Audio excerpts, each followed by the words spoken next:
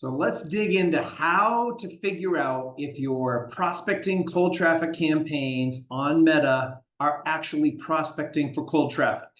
Because if they're not, it's going to kill you in the long run and you're not able to scale. You can't scale new eyeballs, you can't grow the business.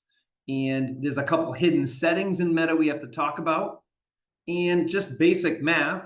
And then I'll show you how to project future NCAC based on the cost of these new visitors. So let's dig into it. Here's a simple funnel.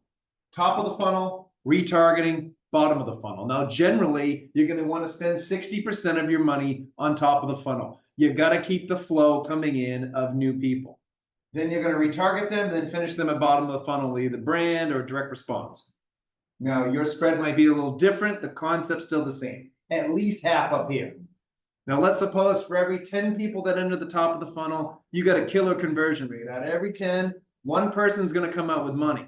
So that's great. You figure, I spend money on top of the funnel by excluding my CRM, my customer list, and recent website visitors. And then I'm going to get new people. They're going to enter in, and 1 out of every 10 is going to come out the bottom line. You present those projections to the brand or the CFO. They love it. They greenlight the budget. And then what happens? You're spending. In-app metrics are showing phenomenal ROAS down here. The top of the funnels are showing crap, and then everyone's upset, and then you're at risk of cutting these, changing the creative after 2 days, some sort of drama occurs. Well, first of all, what's happening before you even analyze what's going on is that it is likely that when you think you're doing top of the funnel, you're only getting 30%, maybe 33% of those are coming in the funnel. So let's take these 7 and cross them out, because they're not actually top of the funnel. They're actually already down here. And the advantage prospecting or Meta, different audience settings, thinks they're more likely to convert because they're down here. I'm going to retarget them. And then that's what makes you show the high in-app ROAS, but you're not getting your 1 out of 10 new customers. You're just getting repeat. You may be converting them on email, SMS, branded, direct. If you see those things in Google Analytics 4, or you see your Klaviyo showing a ton of conversions, and then Facebook's reporting a ton of in-app ROAS conversions, this is why. This is what's happening.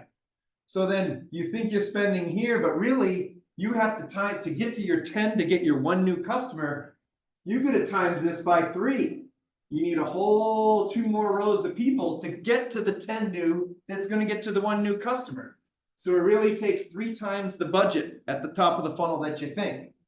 And then that's why your NCACs are too high and don't support your NCAC goal, which then crushes your whole strategy down below.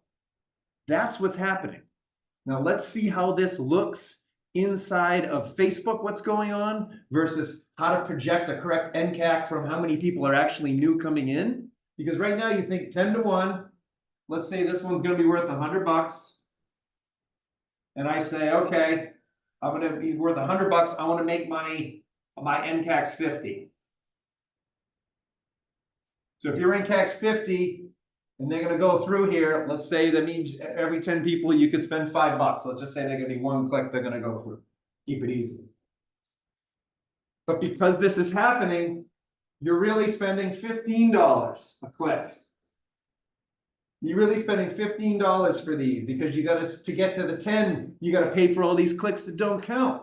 So the $15 then triples your NCAC, suddenly spits out at 150 instead of the goal of 50. And then guess what? You just lost $50 instead of making $50. This is no bueno. This is bueno, obviously. So that's what's happening.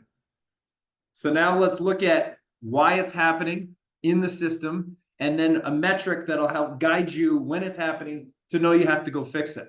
So let me share my screen here.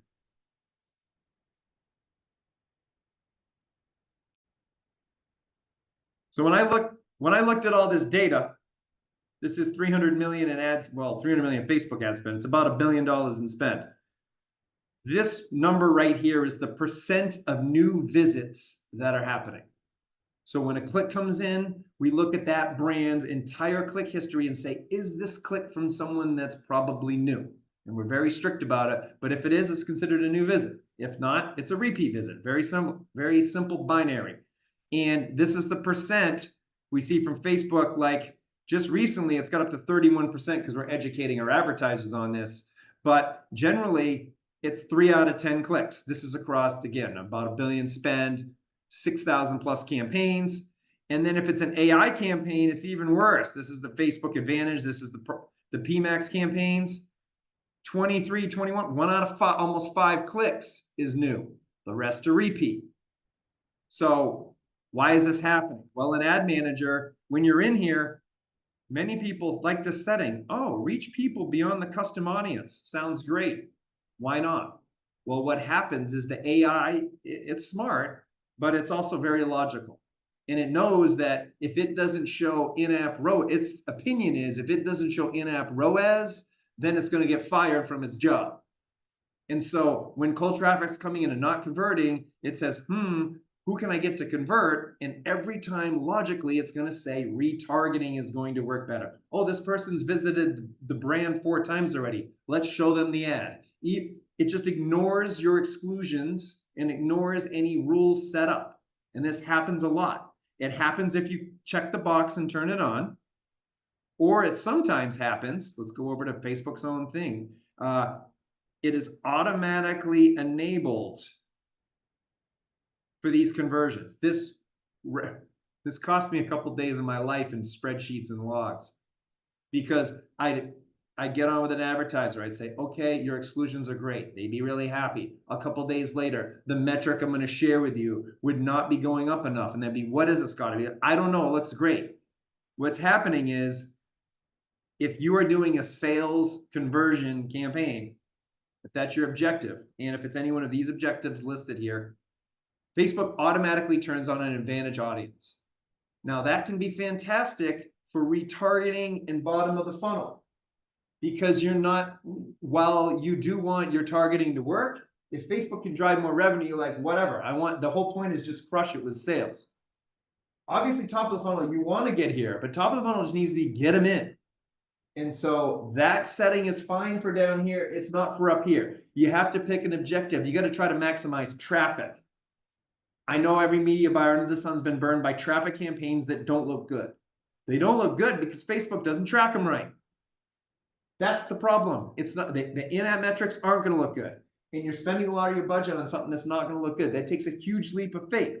So you need something that gives you some peace of mind that eventually starts to show results. Because top of funnel, by its definition, usually means a week minimum. A lot of time, it's going to mean a month until it really shows results. And that's stressful.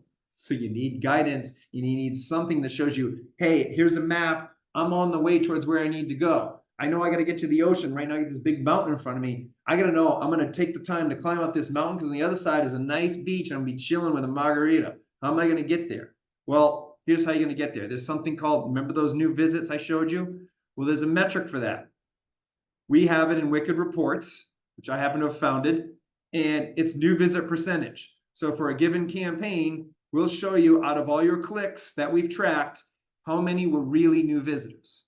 And the more new visitors you have, the better the account's going to end up if the campaign is for prospecting. So in this prospecting campaign, I see that I'm paying for 22 cents a click. 38% of my clicks are new. That means I have an calculated cost per new visit of 57 cents. Now, why does that matter? Now, let's say I'm getting a 57 cents click and my conversion rate is 1 out of 10. 57 cent click. My conversion rate is 10%. You divide that, which I will do with my handy calculator just so you can see, because 10% conversion rate's pretty good, but we do see people convert that over time. Times a whole separate how-to. 57 cents divided by 10%, $5.70 projected NCAC. That's going to be amazing.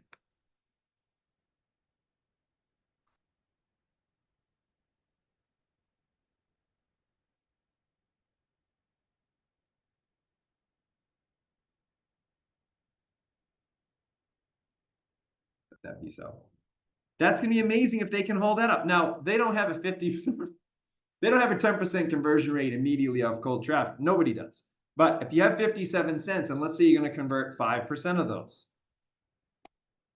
That's an $11 CAC they're going to get to. Now, right now, it shows $1,400. You're like, you're crazy. How can you project that it's going to be that cheap? Enough cold eyeballs come in, and then you give it enough conversion time, which will be in the next video. Then you start cooking with gas. Even if it gets down, you got a $6 cost right here on this one, right? $6.35.